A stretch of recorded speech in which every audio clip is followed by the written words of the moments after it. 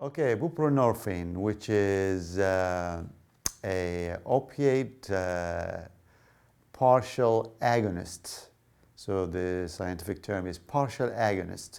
It's contrary to public belief or to the common belief that people think it is an antagonist. It is not. It's actually partial agonist. It is very, very powerful opiate receptor. It has very powerful opioid receptor affinity. So basically, it's a very powerful painkiller. It is actually more powerful painkiller than, let's say, methadone or even OxyContin. So it works for pain. It is, in the United States, is indicated for the treatment of pain, and also it's indicated for opiate dependence. Now, Suboxone is specifically indicated for the treatment of opiate dependence in the United States. Suboxone is buprenorphine plus naloxone.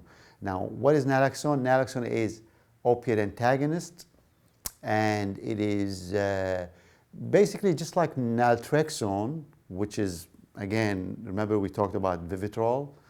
It's basically the same, but this one is given usually IV, not PO. And so when you mix it with the buprenorphine, you come up with a pill or a film called Suboxone.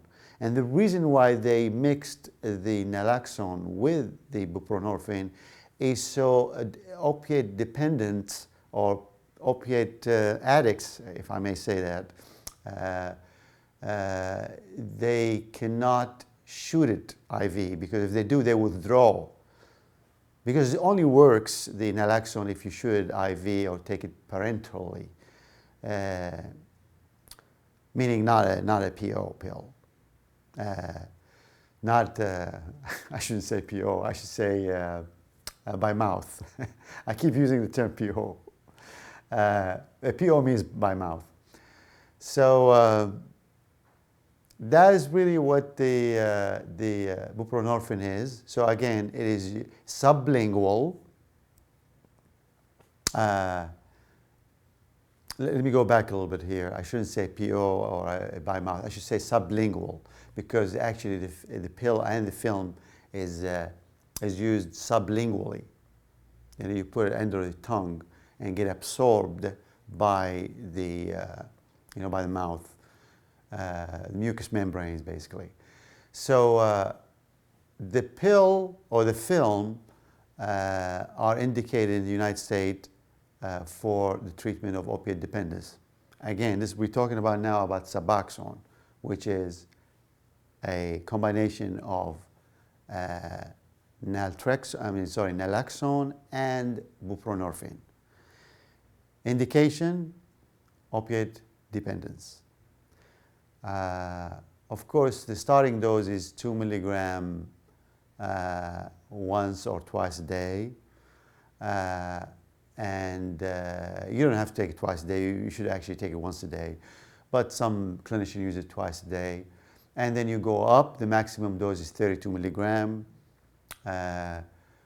Most opiate-dependent folks use or prescribe, I would say, about 8 milligram daily, and it covers approximately 80% to 90% of people with opiate dependence. Some people require more, some people require less. When you give the Suboxone, you're supposed to be out of the opiate out of your system. The opiate should be out of your system. Okay, let me repeat that. When you take the Suboxone, or when you go for the induction, they call it induction, Suboxone induction, meaning when you come to the doctor or to the hospital and they put you on Suboxone, you are supposed to be free of opiate, or your last dose of opiate whatever you've been taking or whatever the patient has been taking, is supposedly, well, at least 16 to 24 hours. So basically, you have to be free of opiate for at least 16 hours so we can do the induction. Because if you come to the hospital, for example, and let's say in the morning you took a OxyContin and then you come for an induction, then you might withdraw if we put you on Suboxone. So that's why we say wait for the next day or wait at least 12 hours. So that's what we do usually with the Suboxone.